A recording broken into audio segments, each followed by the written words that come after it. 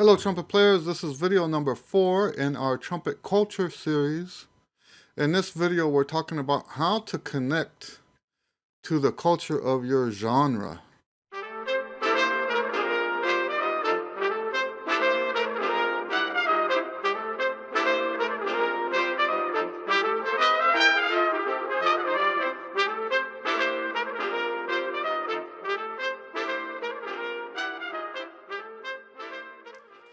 So I got a little carried away in the previous video from last week, which I just recorded 5 minutes ago. So, and I don't think I talked much about how to get connected with the culture, except to make sure that you offer your trumpet playing. The first thing I said is never put trumpet above your family. And the other thing was to make some sort of musical connection to your church or your community, right? In this one, we'll be more specific. In that one, I was just talking about mostly about how important it was, right? I did get a little carried away, but I'm not going to delete any of that because I think what I said was important. That said, let's be more specific now with the genre stuff. Every genre of music has its own culture. And I would know that because I've done so much, so many different styles of music. The Tejano scene has, by the way, Tejano music is the only style that I have that I've on a CD that has a Grammy. I was on Little Joe's Chicanismo, right? And so yes, I was for a period of time, I was deeply involved with Tejano music. Entirely different culture from, let's say, the funk scene. Entirely different culture from the salsa scene. Now, yes, there were some musicians that carried over that did all of it. I was one of them. Or maybe you had, for example, the Spanish-speaking ones might do salsa, they might do Tejano, and cumbias and stuff like that. That's another style that I played for a long time. Enough to know that there's not just one kind of cumbia. You have cumbias for Mexico. You've got cumbias that are different in, what do you call it? Colombia. I like Colombian cumbias a lot. Stuff like that. So each one of these genres has a different style. I mean, a different culture. I'm sorry, a different culture. How do you make sure that you're connected to that culture? Number one is make sure you're doing as much listening as possible. I tell my students at least 10 hours a week. 10 hours per week of listening to that music. That's number one. Also going to live performances. Now this sounds like it duplicates the listening. That's because it is duplicate. I just had a listening series that was 2 months long. This is duplicate information because we're just looking at the same thing from a different angle. If you want to be involved with the culture, you have to know the music. The music has to come first. That sounds like it contradicts what I said in last week's video. But first, before that genre's culture. I never, ever, ever put music first before your family or before your community. But before you can be submerged into the culture, you have to know the music. Second, I would strongly recommend, now this is more specific to the jazz and the classical stuff, but now that YouTube is so big, I've been seeing stuff like this for salsa. I've been seeing stuff like this for other genres. master classes are a big deal. Whenever there's a master class, and maybe in your genre they don't call it a master class. Whenever there's someone who knows what they're talking about speaking on the subject, you pay attention. And in fact, that's one of the one advice I can give you about connecting to the culture. I should have said this in the previous video. Shut your mouth and listen. I actually meant to say that in the other video. Shut your mouth and listen. Don't be the one with all the answers. Be the one with the questions. If you were to make a connection to the culture, and why would we do that? We want to make a connection to the culture because of that wisdom and that knowledge. I keep pointing up because I like to think of it as coming down on us through generations. If you want to be connected to that, then you shut your mouth, stop having all the answers, shut your mouth and listen to what they have to say. One of the huge influences in my salsa career, actually, there's two now that are passed away. One of them, Anibal. Anibal just passed away with COVID. What a wealth of wisdom and knowledge that man was. And the same thing, far back, a friend of mine, Gil Valentine, died way too soon. And he was also someone who helped me a lot with the salsa stuff.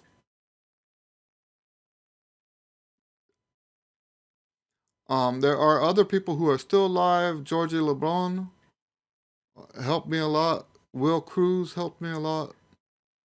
But these guys didn't just invent this stuff. This is not just their opinion. So you can say, with the salsa stuff, right? You can say, well, salsa's a new style. Yeah, but the people who played it weren't just then playing for the first time in their lives. The culture that was in place, the musical culture that was in place before salsa came down on salsa. Someone didn't just sit there one day and invent salsa. Same thing is true with jazz. Someone didn't just one day invent jazz. That was a cultural outpouring.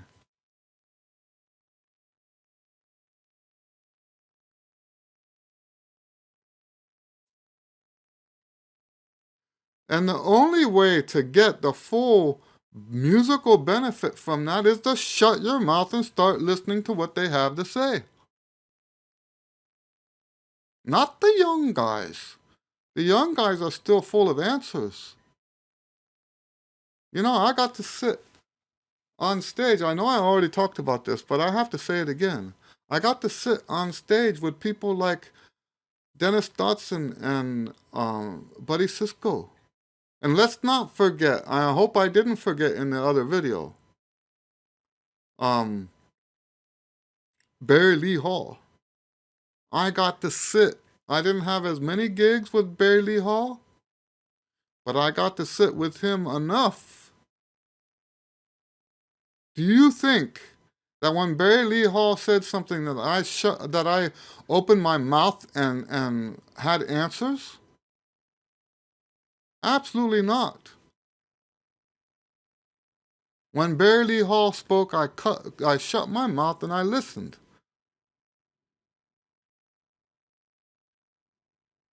So it's not the young guys. So you can learn some stuff from the young guys. That's cool. Maybe they figured it out. Maybe they've got the secret formula. You're not going to learn nearly as much from them as the old guys. The old guys have already been there and done that, right?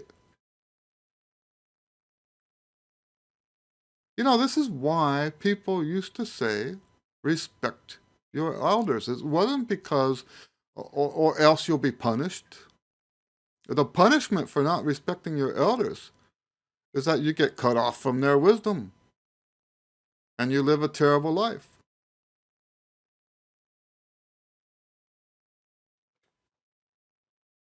So anyway, yes, we want to listen to their master classes, their talks and stuff like that. So, for example, there is a video of, I think it's Hal Galper, and I haven't watched the whole thing, and I'm demonstrating here. I think he's like very casually sitting in front of a piano, answering people's questions like this.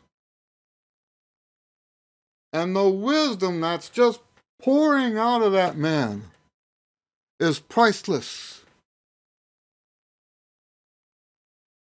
There's also a video online. I don't remember who it was now. I want to say Itzhak Perlman, but I don't think that's right because the person who the video is of has passed away already. Maybe Heifetz, one of those great famous violinists, right? And it's a video of a lesson, and maybe it's Heifetz. And I'm sitting there. I'm not even a violinist. My ex was a violinist, but I'm sitting there. I'm thinking, wow. And you know, to understand that coming from me, I never say something as wow just because someone's famous. I never say something as wow just because someone has a great reputation or something. I say wow because what the guy was saying was what we've been talking about here. So wise and so knowledgeable. How can you listen to something like that and just not be clobbered over the head with it? You know, let me give you another example of that.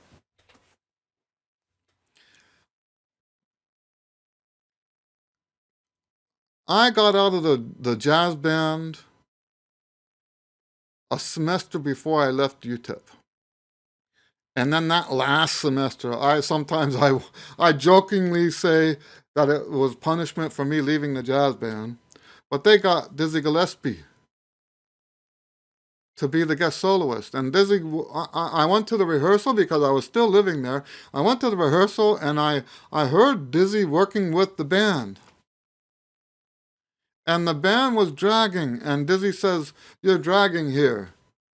And then they play it again, and the second time they were rushing. And he stops the band, he says, "Stop, stop, stop." You know, if someone tells you, this is Dizzy saying this, right? And I'm paraphrasing, I didn't have a recorder or anything like that.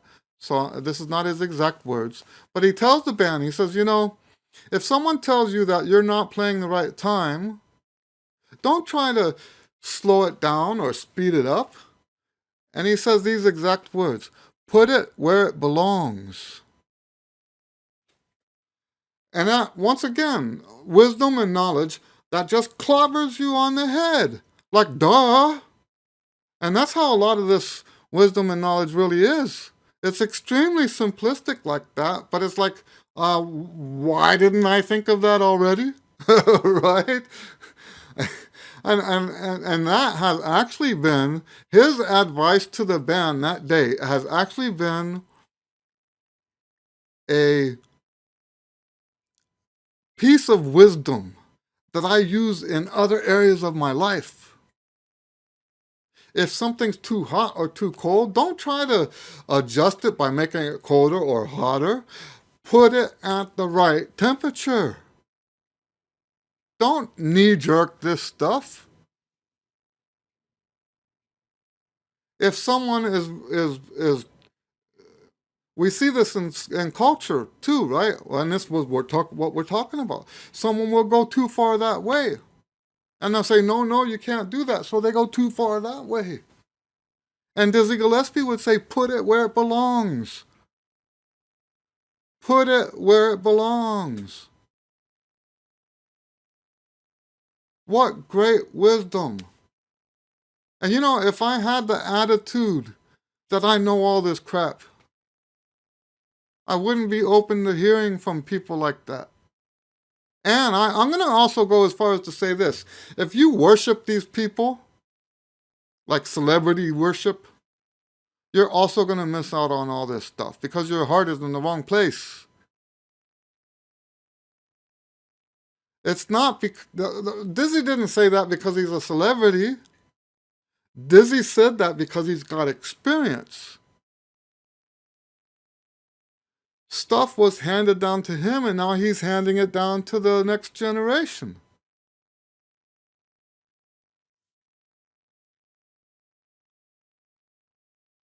So that's what I'm saying. When the older people talk, you shut your mouth up and listen. You don't have. That's not the right time to prove yourself. That's not the right time to express yourself. Now I kind of switched here now because I'm, you know, whenever I have a chance, I go to every master class that I can afford to go to. When I say afford, I mean I don't want to miss lessons. I don't want to miss a gig.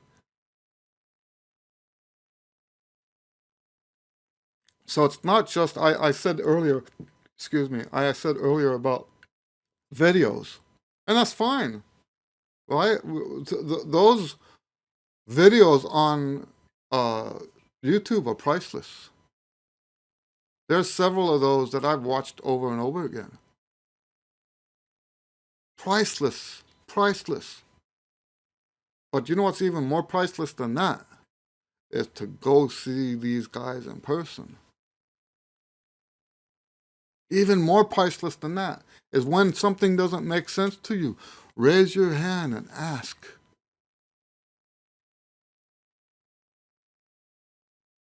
So that's the second way that you can get more invested into the culture of your genre, is listen to what the elders have to say. And you know, it doesn't have to be master classes, it can be interviews. One of my students gave me a book. It was a transcription of a interview with Bill Holman. And, you know, in a way, I didn't like the book, right? Because I don't like hero worship. I have a big problem with hero worship. But I'm so glad I read that book. So there wasn't a lot of hero worship in it, but it was enough to like rub my fur the wrong way. But the things, there was one, and I'm not going to be specific, but there was one place in that book where the interviewer says this, and that, based on this assumption that I can see how the academic types would make that assumption. And Bill Holman's like, no, not at all, right? And he wasn't afraid to tell the guy, you know what? That's not how he does it. Wow. There's that wisdom again. There's that wisdom again. And you know what? For that matter, there is another book that I have that I tell all my students about. It's called The Poetics of Music. It should be right here. Anyway, it's called The Poetics of Music. My bookshelf is messed up right now because the cats keep pulling these out. They like to get behind here. So my bookshelf is out of order because they keep knocking the books down and then I keep putting them up. I don't have time to sort them. Usually my books, I can just go straight to the book I want because I put them in a specific order. But now it's kind of a mess. But yes, there's this book by Stravinsky called The Poetics of Music. Once again, the wisdom that comes out of that. How about the video of Yo-Yo Ma? where he talks about, I'm going to call it divergent cultures, where here's a culture, and where they collide is where new life comes from. He's talking about this culture as an ecosystem, this culture as an ecosystem, and they say that where ecosystems come and merge, that's where new life forms come out. And he was making in this video a comparison to that with culture. When you have this culture and you have this culture, those two cultures come together. And what's in between creates new life forms. In other words, it creates new music. New musical styles come out of that thing. Now you tell me, if you're not part of this culture or you're not part of that culture, how are you going to get that? If your whole idea is you're going counterculture, how are you going to get what Yo-Yo Ma's talking about in that video? You're not. You're not going to get that. So, what else can you do to get more invested into your genre's culture? Is to be a participant. And once again, this overlaps with what I said in the other video. Buy their albums. Buy other people's albums. Buy their books. Pay for tickets to go to their concerts. Be part of the community.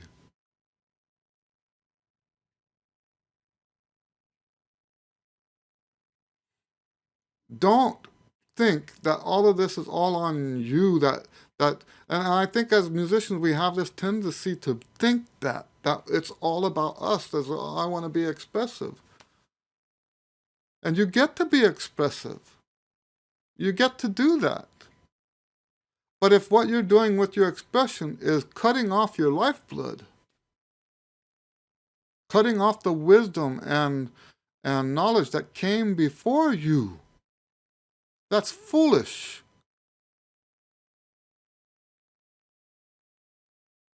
I read a book once, this one I won't tell you what it is, and I'm not going to even use his language because I don't like putting people down.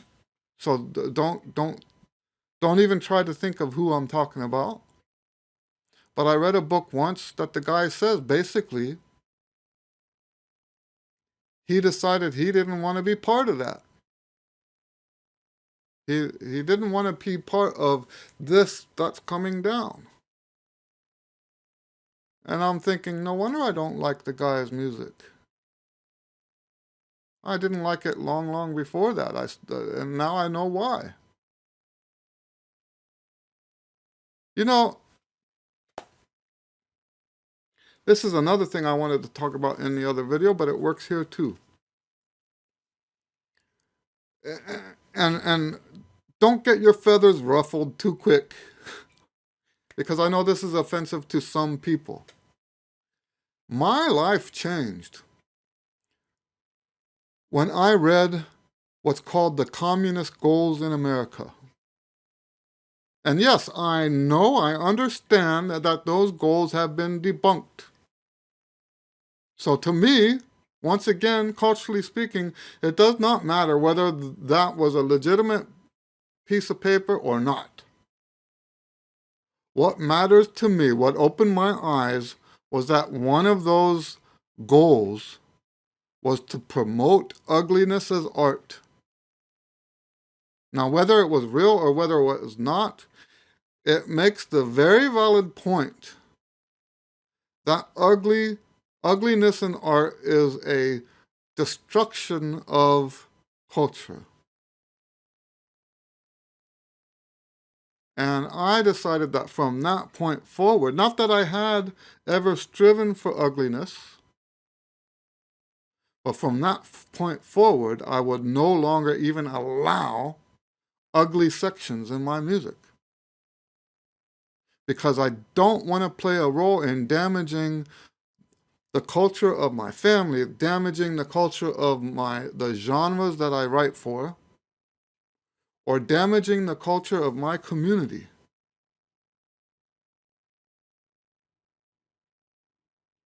That was a life-changing thing.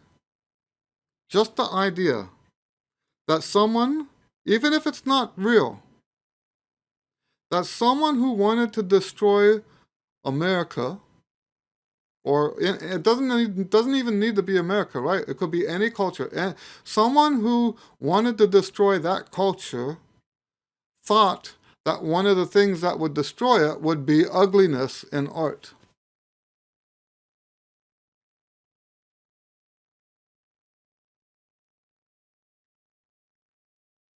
So yes, I don't allow myself to.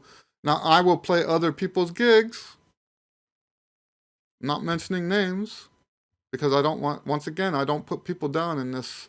I'm not here to insult or offend people,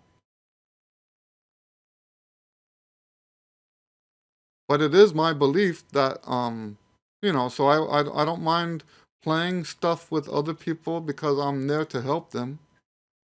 But you won't hear any of my compositions or anything I do with my band that fits that description of ugliness as art. I won't do that. Now, that said, maybe some people think what I do is ugly. I can't help that. Right? So, beauty is in the eye of the beholder, right? So, anyway. So, yes, do you want to be more invested in your genre's culture?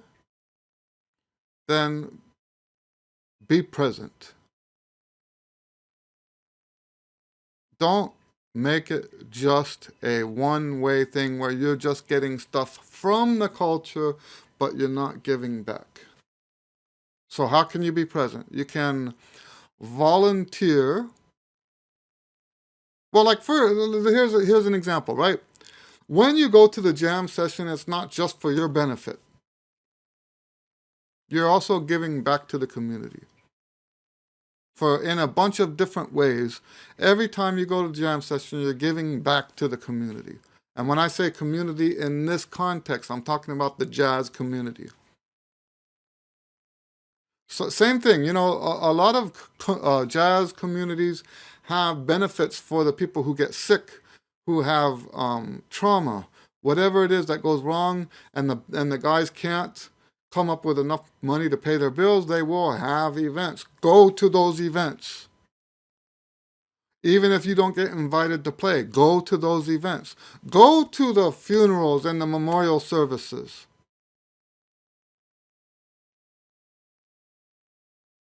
That genre, the culture that surrounds that genre, the community of that culture, those are your people. You have lots of different cultures that you're part of. Each one of those cultures that you're part of is your people. This jazz culture here in Houston, that's my people.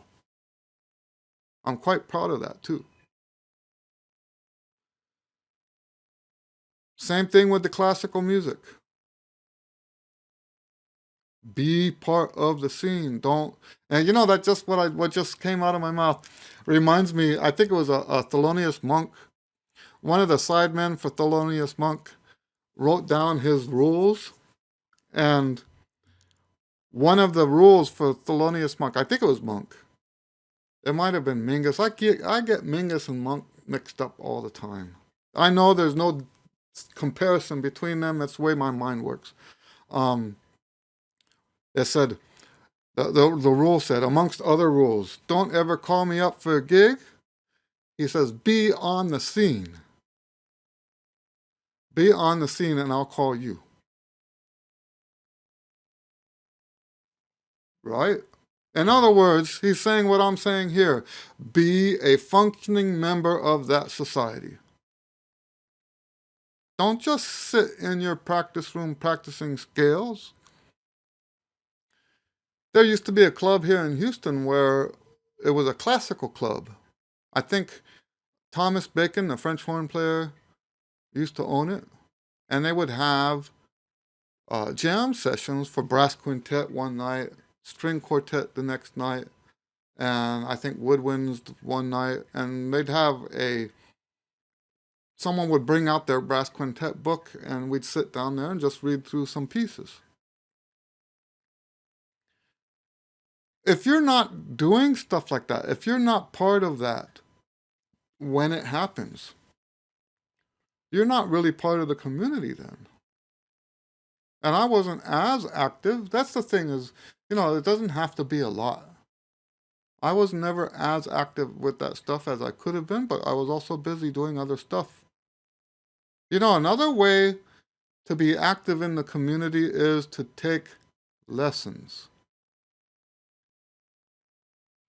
And yet another way also is to give lessons. And you don't have to be formal about it. So what can you see how the lessons work with that? And we're going to say that again in the other video too. If you take lessons from someone in your genre, all of that wisdom and knowledge gets to be passed down straight to you. And then when you say, and like I said, it doesn't have to be formal. When you're now with kids that are younger than you, and you help them out, you now complete the cycle. You're genuinely part of this culture. And you can't imagine how much of a difference that makes. You complete the cycle, there's no question that you're part of that culture. It's sort of like that with me, right? I've been teaching jazz improvisation here in Houston. It's not uncommon for when I go to a jam session for some of my students to be there jamming too, from past students. That's a big deal. That's a big deal. So yes, I hope that what I'm sharing with you here helps you get connected to the culture of your genre. I tend to lean more towards the jazz stuff just because that's where I'm more invested. At home, I practice more classical than I do jazz, but I'm more invested in the jazz culture than I am in the classical culture. I know about the classical culture. I've got like a big toe in the water with the classical culture, but I'm not as deep into it as, let's say, other guys in town. I can play. That's not the same thing. And it's not a coincidence that my gigs tend to be more on the jazz side because I'm not part of that other culture. Does that make sense? If I wanted to play more classical gigs, then I should put more into being part of that classical culture. But there's something about the jazz guys that resonates more with me. I'm not sure exactly what it is. I hope nobody's offended by that. It's not, people say, well, what do you like more, jazz or classical? I can't answer that question. I love classical music. I love playing classical music. But as the culture goes, for me, there's nothing better than the jazz culture. Nothing. Nothing. They're the warmest, nicest, friendliest people you've ever met in your life.